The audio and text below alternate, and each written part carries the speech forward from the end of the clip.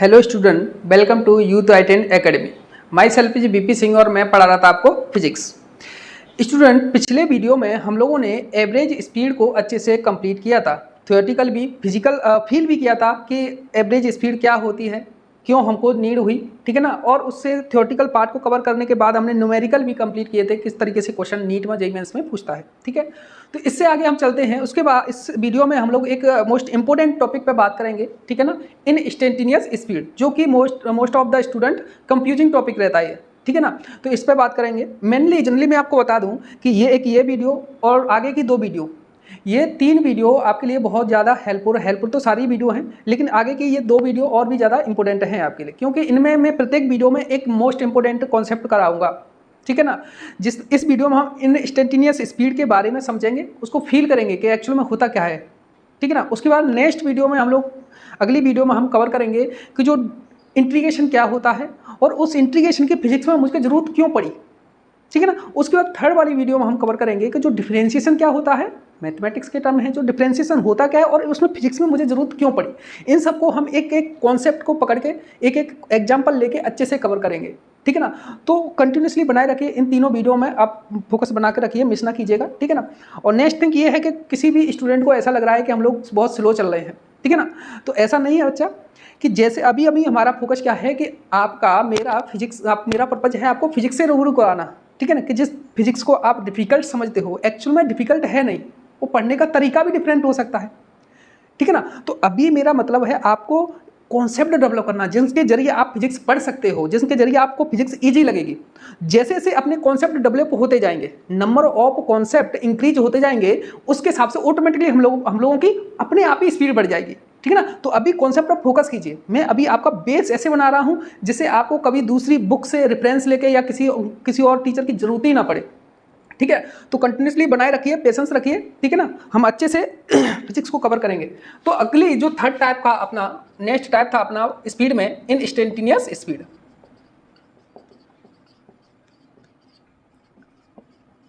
Instantaneous speed मैं इसको आपको फील कराने की कोशिश करता हूं भाई। Example, suppose this is the road. इस रोड पे चिंटू जा रहा है। कौन जा रहा है? चिंटू ही है, जिसको हम फोन करते हैं तुरंत दौड़ा चला आता है। तो उसी को बुला लेते हैं बेचारे को, क्या करें, और तो कोई है नहीं। और ये इस बार वो साइकिल से है, ठीक है ना। ये बैठा हुआ है और ये हैंडल पकड़ लिया उसने। अब इस तरीके से वो साइकिल से मूव कर रहा है ए टू बी। इसने देखा ये जो इस रोड है, ठीक है, इस रोड पे आगे चला, उसने देखा कि यहाँ पे एक ब्रेकर है, ठीक है ना। उसके आगे चला, वहाँ देखा उसने एक सुंदर सी कन्या उसको दिखाई दी, है ना। एक सुंदर सी कन्या दिखाई दी। अरे ये तो कुछ और ही बन गया, सुंदर सी कन्या बनानी है, सुंदर सी कन्या, है ना, इधर जा रही है, ठीक है। एक यहाँ पे सपोज करो स्टोन पड़ा हुआ है। तो मैं क्या कहना चाह रहा हूँ, आपको समझने की कोशिश कीजिएगा। ये क्या है? ब्रेकर है अपना। ये क्या है? सुंदर कन्या। ये क्या है? स्टोन। ये क्या है? स्टोन। ये सुंदर कन्या, ये ब्रेकर है। समझने की कोशिश कीजिएगा। जैसे जैसे ये एक मूव कर रहा है वी वेलोसिटी से, ठीक है ना, वी वेलोसिटी से। अब मुझे बताइए, जैसे जैसे ये मूव किया, यहाँ तक मैं सपोज कर रहा हूँ, यहाँ का t इक्वल टू 2 हावर्स तक पहुँचेगा, इस पॉइंट तक, ठीक है, इस पॉइंट तक। तो मुझे बताओ t इक्वल टू 0 से लेके t इक्वल टू 2 हावर्स तक उसने अपनी स्पीड को ऐसे स्पीड में जा रहा है, ठीक है। प्रैक्टिकली फील कीजिए, ऐसे आप साइकिल चला रहे हो तो आपने ब्रेकर देखा, तो आप क्या करोगे? अप्लाई द ब्रेक अप्लाई करोगे, मीन्स अपनी स्पीड को डिक्रीज करोगे। जैसे ही क्रॉस हुआ आपका ब्रेकर, उसके बाद फिर से आप पैदल चलाना स्टार्ट करोगे, एक्सीलरेट करना चालू करोगे, यानी स्पीड इंक्रीज करना स्टार्ट किया। पहले डिक्रीज किया, फिर इंक्रीज किया, है ना। आगे चला, देखा उसने एक सुंदर कन्या खड़ी हुई है।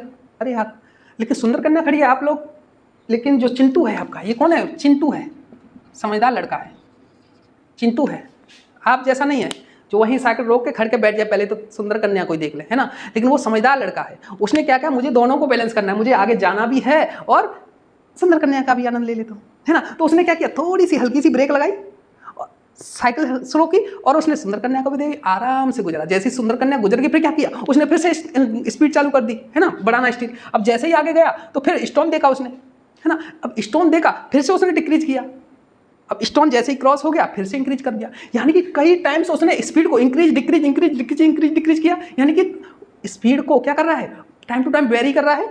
कितने टाइम्स उसने चेंज कर दिया स्पीड को, है ना, पहले decrease increase decrease increase decrease increase, समझ रहे हो, फील कर रहे हो। तो यहां देख रहे हो, अच्छा अगर मैं इस टाइम पीरियड की जगह पे मैं क्या करूं, यहां ले लूं इस वाले को, यहां t इजकल टू ले लूं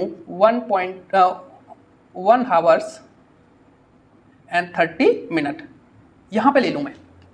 अब देखो यहां तक कि देखो यहां तक आपको पहुंचना है, तो साइकिल जैसे सर आ रहे हैं, यहाँ क्या करोगे, पहले डिक्रीज करोगे, ब्रेकर आया, स्लो स्पीड करोगे, उसके बाद जैसे क्रॉस किया इंक्रीज करना स्टार्ट हो गया, है ना। लेकिन अभी भी आपने चेंज तो की स्पीड, लेकिन नंबर ऑफ टाइम्स पहले की अपेक्षा कम हो गया। पहले आपने कई टाइम्स चेंज कर दिया, लेकिन यहाँ पर नंबर ऑफ टाइम्स डिक्रीमेंट तो इंक्रीमेंट डिक्रीज हो गया, फील कर पा रहे हो, ठीक है ना। अच्छा अब मुझे बताओ, अगर मैं यहां पे देख लूं, ये t इजकल टू 1 हावर्स में 1 हावर्स पे देख लूं, तो क्या होगा, यहां पे कोई डिक्रीमेंट इंक्रीज हो रहा है, यहां से ब्रेकर से पहले ही आ गया, है ना। अगर कोई भी स्टोन आ भी जाता है, यहाँ पे कुछ चीजें आ भी जाती है, इसने देखा है, तो पता चला कि थोड़ा सा ब्रेक एक बार मारा, इंक्रीज डिक्रीज हो गया, फिनिश हो गया, है ना। यानी कि अब t1 हावर्स के लिए number of increment decrement of speed decrease with respect to t equal to, अगर इसे t1 मान लूं, इसे t2 मान लूं, इसके t3 मान लूं, तो इसका मतलब t1 के लिए number of variation of speed ज्यादा है, t2 से भी, t1 से भी,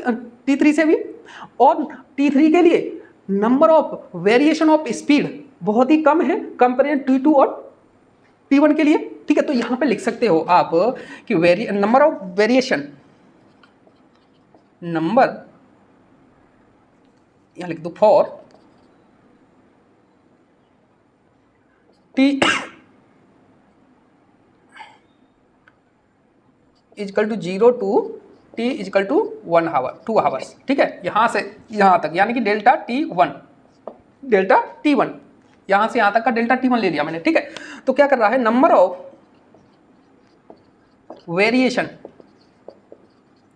of speed is larger more than number of variation for, अगर ये यहां से यहां तक का डेल्टा t1 है टाइम पीरियड, यहां से यहां तक का डेल्टा t1 है, अगर मैं यहां से यहां तक का ये डेल्टा t2 ले लेता हूं, और यहां से यहां तक का मैं ले लेता हूं डेल्टा t3, ठीक है ना, डेल्टा 2, तो डेल्टा t1 कितना है, डेल्टा t1 है आपका 2 हावर्स, डेल्टा t2 कितना है, डेल्टा t2 ये है 1 हावर 30 मिनट, और डेल्टा t3 कितना है, ओनली 1 हावर्स का, ठीक है ना। तो for variation less than more than number of variation for delta t2 और डेल्टा t3, यानी डेल्टा t1 के लिए number of variation of speed ज़्यादा हैं कंपेयरिंग टू डेल्टा t2 के लिए और डेल्टा t3 के लिए, यहाँ से पता चल रहा है और यहाँ देखो, अगर ऐसा ना करो, ऐसा कर लो, यहाँ तक लिख लो, दूसरी लाइन में लिखो, नंबर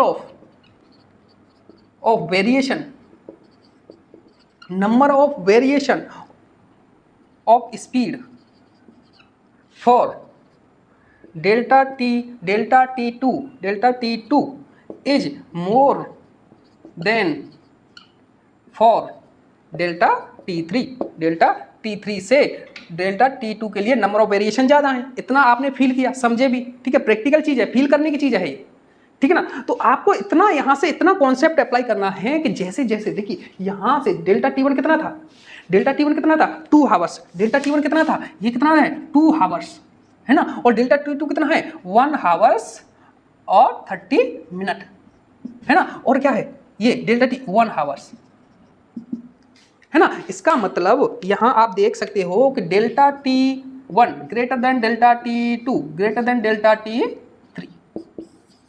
आप यहां से देख रहे हो कि जैसे जैसे डेल्टा t1 के लिए नंबर ऑफ वेरिएशन ज्यादा है कंपेयरिंग टू डेल्टा 2, और डेल्टा 2 के number of variation comparing delta 3 के कंपेरिजन में ज्यादा है। इसका मतलब जैसे जैसे आप ऐसे लिख लो, इसे अपोजिट में लिख लो, समझ पाओगे, delta t1 less than delta T2 less than delta T3।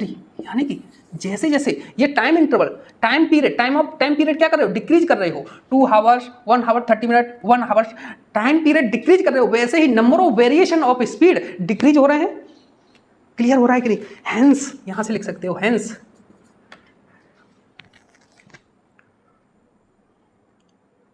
Number of variation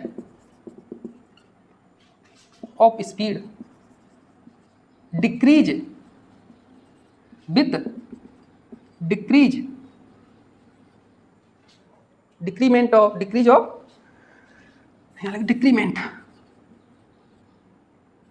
decrement of time period. जैसे जैसे टाइम पीरियड को डिक्रीज करोगे नंबर ऑफ वेरिएशन उतना ही कम होगा। लेकिन मुझे चाहिए कांस्टेंट स्पीड, यानी कि वेरिएशन मुझे नहीं चाहिए। ये वेरी कर रहा है लेकिन मुझे वेरी नहीं चाहिए, मुझे कांस्टेंट स्पीड चाहिए। और मुझे इतना आइडिया लग गया कि जैसे जैसे टाइम पीरियड में डिक्रीज कर रहा हूं, जैसे जैसे टाइम पीरियड डिक्रीज कर रहा हूं तो number of variation automatically decrease हो रहे हैं।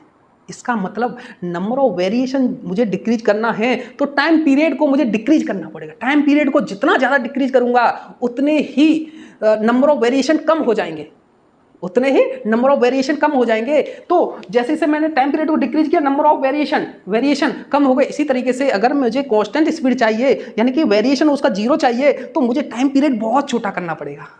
सिंपल, यही कॉन्सेप्ट है। तो यहां देखो, if time period is very small, very small, लगभग सपोज करो डेल्टा T इक्वल टू 0.00000001 जितना भी लगा पाओ, very small, then change in speed यानी कि वेरिएशन ऑफ स्पीड, समझो, फील करो, चेंज इन स्पीड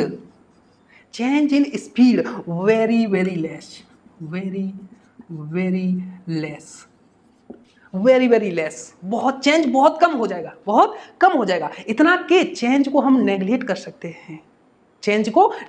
सकते हैं, यहां से इतना नोट करो। मैं आगे चलता हूं और समझाता हूं मैं, ठीक है ना। वीडियो पॉज करके आप नोट कीजिए, मैं आगे चलता हूं, ठीक है ना।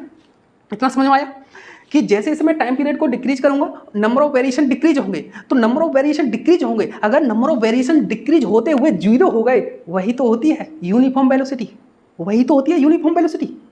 समझे कि नहीं। तो अगर मुझे यूनिफॉर्म वेलोसिटी बनानी है इस वेरिएशन स्पीड को, तो मुझे क्या करना पड़ेगा, टाइम पीरियड को बहुत छोटा करना पड़ेगा। जितना छोटा ज़्यादा कर लूंगा उतना ही नंबर ऑफ वेरिएशन कम मिलेगा मुझे। और मैंने इतना छोटा ले लिया टेंस टू 0 कि ये जो डेल्टा T है वो अप्रोच कर रहा है किसको, 0 को अप्रोच कर रहा है, very small, then the speed very less. Change in speed में क्या हो जाएगा, बहुत कम हो जाएगा। यानी कि चेंज इन स्पीड जो हो जाता है, यानी कि अगर चेंज इन स्पीड निकालूं तो लगभग यानी कि टेंस टू 0 हो जाएगा, tends to 0। Change in speed भी क्या हो जाएगा, टेंस टू 0, 0 नहीं लेकिन 0 हो जाएगा। डेल्टा T भी क्या है, टेंस टू 0। तो यहां से देखते हैं आगे, देखिए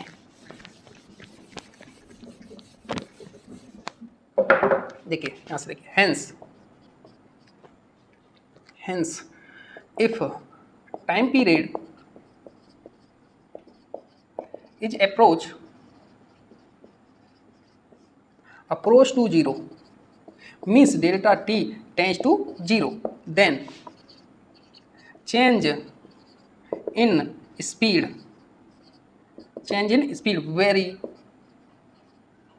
very small, hence delta V लगभग क्या हो जाएगा, 0 हो जाता है, लगभग neglected means very small, hence इसे नेग्लेक्टेड भी बोल सकते हैं, ठीक है। तो मैं इसे आगे रिमूव कर दूं।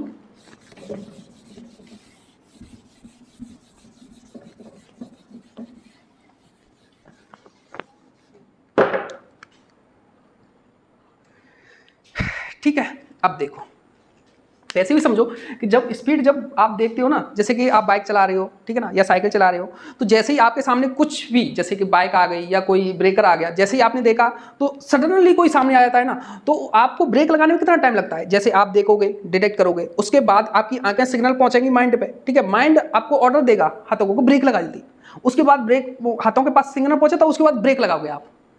इतनी सारी प्रोसेस में जो भी टाइम लगता है ना उसे कहते हैं रिएक्शन टाइम, ड्राइवर का रिएक्शन टाइम। जो रिएक्शन टाइम होता है ना ह्यूमन का, इस तरीके से अचानक से कोई सामने आ जाए तो कितने टाइम में वो ब्रेक अप्लाई कर सकता है, देखेगा, फिर वो सिग्नल माइंड में जाएगा, माइंड होगा, माइंड क्या करेगा, माइंड ऑर्डर देगा आपके हाथों, आपके बॉडी को, कोई ब्रेक लगा जल्दी भाई सामने आ गया। तो इन सब चीज़ को जितना टाइम लगता है इन सब चीज़ों में ना, उसे कहते हैं रिएक्शन टाइम, जो ह्यूमन बॉडी के लिए कितना होता है 2.5 सेकंड होता है, 2.5 सेकंड होता है। तो मैंने टाइम को इतना छोटा कर दिया, इतना छोटा कर दिया, जैसे आपने देखा, सपोज इसके सामने खतरा, अचानक से इसने देखा तो उसको ब्रेक लगाने में कितना टाइम, जब तक ब्रेक नहीं लगाएगा तब तक तो स्पीड कांस्टेंट रहेगी ना, चेंज तो तब होगी जब ब्रेक लगाएगा, सिंपल।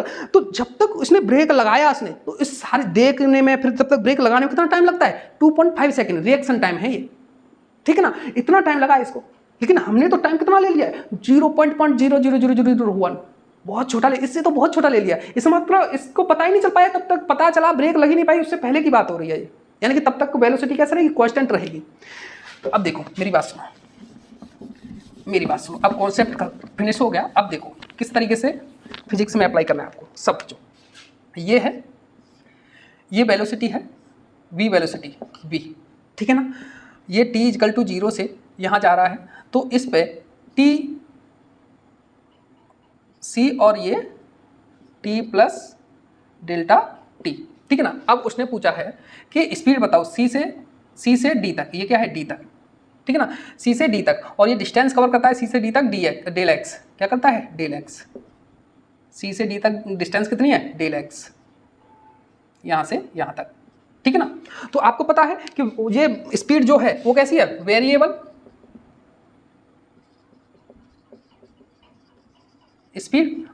स्पीड है। तो आपको यहाँ से c से d तक की स्पीड पूछी है, तो इस तरीके वेरिएबल है और एक टाइम इंटरवल है, ठीक है, Δt। तो इनके बिटवीन जब स्पीड पूछे तो आप क्या करते हो, एवरेज वेलोसिटी निकालते हो। तो अगर मैं एवरेज वेलोसिटी निकालूं, average velocity for C to D, यानी D डिस्टेंस, कितना हो जाएगा, देखो V एवरेज कितना हो जाएगा,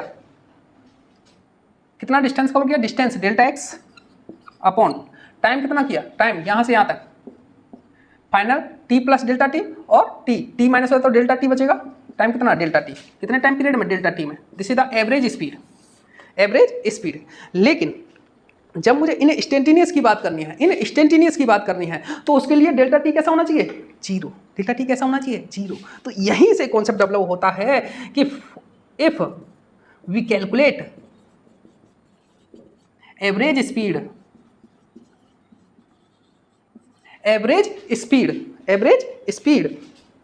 for Δt tends to 0, then this average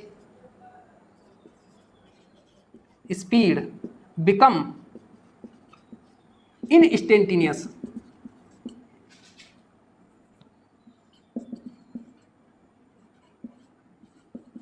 speed. जब हम एवरेज स्पीड निकालते हैं, लेकिन टाइम पीरियड जो ले रहे हो वो टेंड्स टू 0 होना चाहिए, बहुत ही छोटा होना चाहिए, टेंड्स टू 0, तब वो एवरेज स्पीड को कहेंगे आप इंस्टेंटेनियस स्पीड। क्लियर नॉट, ठीक है। अब देखो, ये देखो, this is the average speed. लेकिन अगर इस एवरेज स्पीड को कैलकुलेट करें, अगर इस Δt को टेंड्स टू 0 कर दें, बहुत ही छोटा कर दें, तब ये एवरेज स्पीड क्या कहलाएगी, इंस्टेंटेनियस स्पीड। देखिए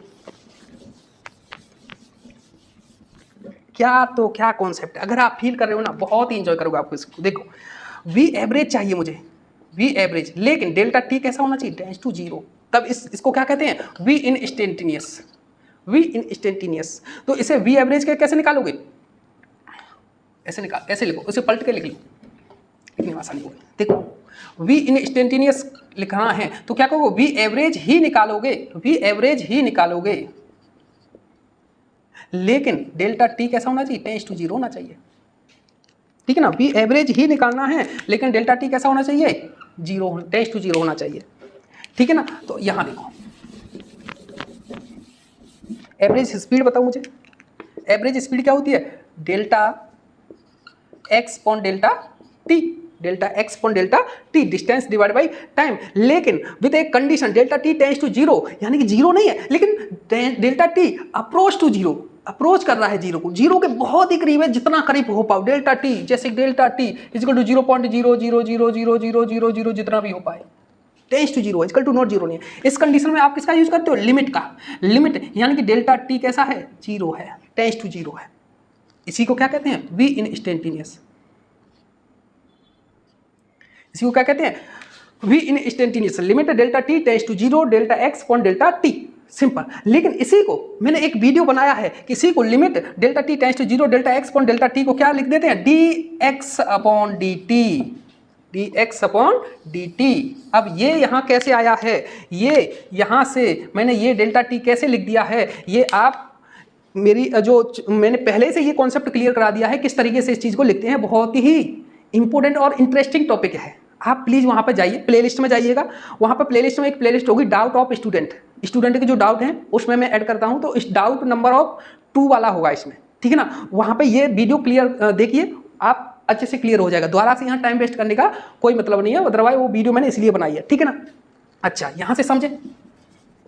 अच्छा, तो ये क्या है?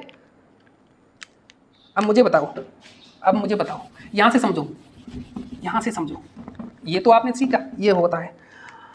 अगर ये है, यहाँ से ये टी है, ये टी प्लस डी टी है, D T delta tends to zero है, यहाँ V1 है, यहाँ V है, यहाँ V प्लस डेल्टा V है, change in velocity, change in speed, ठीक है ना। अगर मैं delta T tends to zero हूँ, if delta T tends to zero, अभी आपने पढ़ा है, तब जो डेल्टा V है चेंज होगा इसमें, वो कैसा होगा? जीरो, लगभग कैसा रहेगा? जीरो। इसका मतलब ये वेलोसिटी अगर V इनर्शियल है तो ये V फाइनल है, तो V डेल्टा V क्या होगा? डेल्टा V क्या होता है? Delta V final minus D initial equal to zero आ रहा है, तो V final equal to V initial, है ना। यानी कि यहाँ पे जो वेलोसिटी टी पे होगी वही टी प्लस डेल्टा टी पे मैं अज्यूम कर सकता हूँ, लगभग ये इसके इक्वल ही रहेगी अगर मैं इसको अबाउट लगा रखूँ ये साइन को। यानी कि इन दोनों में इतना स्मॉल चेंज होगा कि मैं इन दोनों को एक इक्वल ले सकता हूँ। जो वेलोसिटी टी पर है वही velocity T plus delta T पे होगी यदि delta T tends to zero, delta T tends to zero, simple. तो इसका मतलब ये मैं क्या कह रहा हूँ, ये वेलोसिटी क्या है? ये आपने वेलोसिटी एवरेज वेलोसिटी निकाली, लेकिन delta T tends to zero पे तब मैंने वेलोसिटी बोल दिया इंस्टेंटेनियस स्पीड, है ना। मैं वेलोसिटी गलती से बोल देता हूँ कभी कभार, वेलोसिटी अगला टॉपिक है। मैं अभी यहाँ पे जो भी बात हो रही है स्पीड की बात हो रही है, ठीक है ना। Delta T tends to zero, इसी को कहते हैं। ये है क्या एक्चुअल में? ये एक्चुअल में है टी पे speed at time T, speed at time T, इसी को कहते हैं which is speed at instant of time, instant of time। यानी कि एक मूवमेंट पे, एक क्षण पे, एक मूवमेंट ऑफ टाइम पे वेलोसिटी स्पीड कितनी है? ये इंस्टेंटेनियस स्पीड। इंस्टेंटेनियस स्पीड कैसी है? किसी भी एक मोमेंट पे। इसका मतलब ये कहते हैं speed at time T, speed at time T पे। ये क्या है? Speed at time T. तो इसी को बोल सकते हो आप, क्या बोल सकते हो? इसको डिफाइन करना चाहो तो speed of A particle at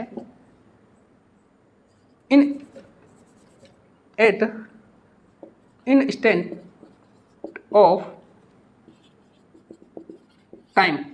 किसी भी पार्टिकल की किसी एक क्षण पे स्पीड को ही इंस्टेंटेनियस स्पीड बोलते हैं, ठीक है ना। आई होप अच्छे से क्लियर हुआ होगा, आपने फील किया होगा इंस्टेंटेनियस स्पीड को। Instantaneous speed is a average speed but with a condition. जो टाइम इंटरवल है, टाइम पीरियड जिस टाइम के लिए निकाले हो वो बहुत ही स्मॉल होता है, यानी टेंस टू जीरो होता है, जिसमें वेलोसिटी जो होती है वो फाइनल और इनर्शियल दोनों लगभग बराबर होती है, यानी में चेंज बहुत ही छोटा होता है, नेग्लेक्टेड हो सकता है, ठीक है ना। इसीलिए जो वेलोसिटी इंस्टेंटेनियस स्पीड जो यहाँ पर है वो यहाँ पे भी होगा। इसीलिए हम बोलते हैं कि वेलोसिटी एट टाइम टी पे। कहाँ पे? टी पे। इसीलिए तो मैं लिखा है एट अ टाइम टी पे, यानी एक that time of moment means T time पर। क्लियर? मैं एग्जांपल समझता हूँ किस फॉर्मेट में रहते हैं, देखो।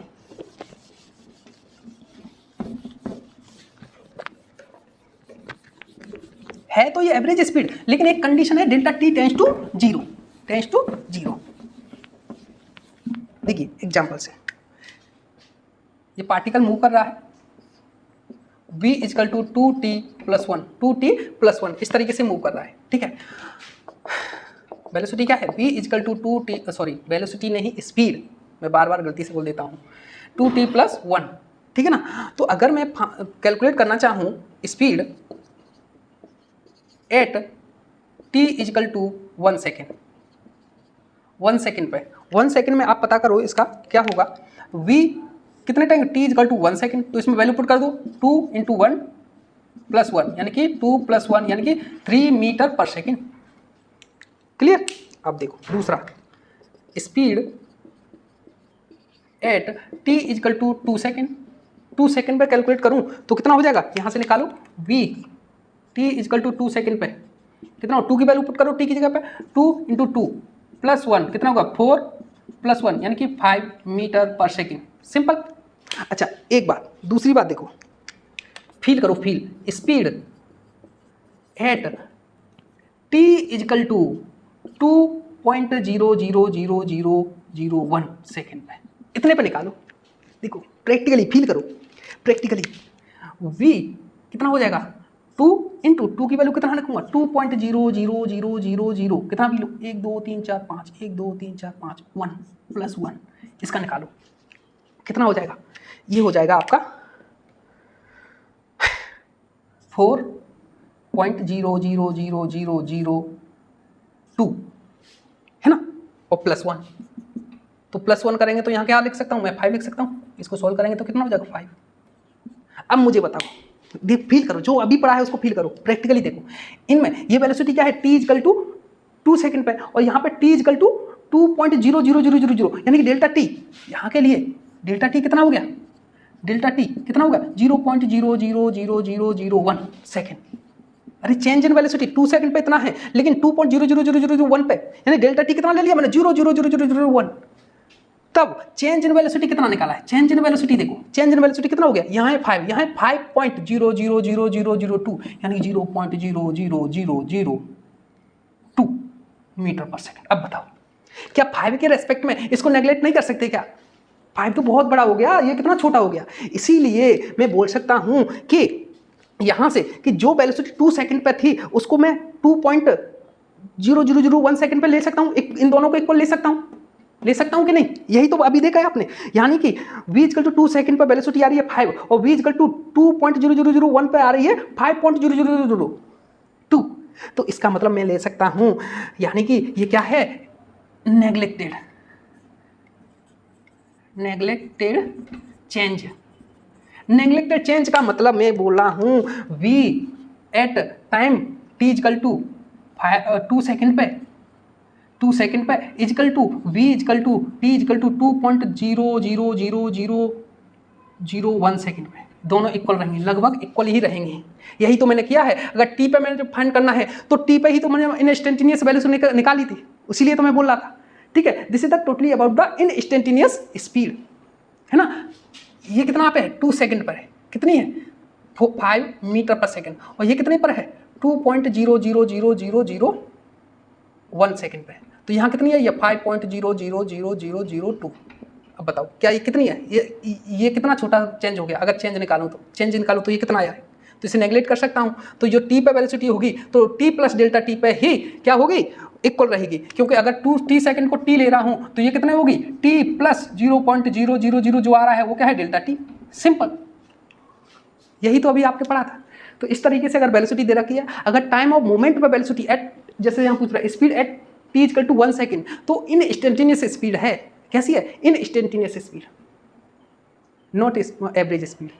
ठीक है ना, करेक्ट। मुझे उम्मीद है अच्छे से समझ में आया होगा, आपको फील किया होगा आपने इस टॉपिक को। इसी तरीके हम अगले टॉपिक पे फोकस करेंगे, उसको भी अच्छे से फील करने की कोशिश करेंगे। ठीक है ना, तो मिलते हैं नेक्स्ट वीडियो में।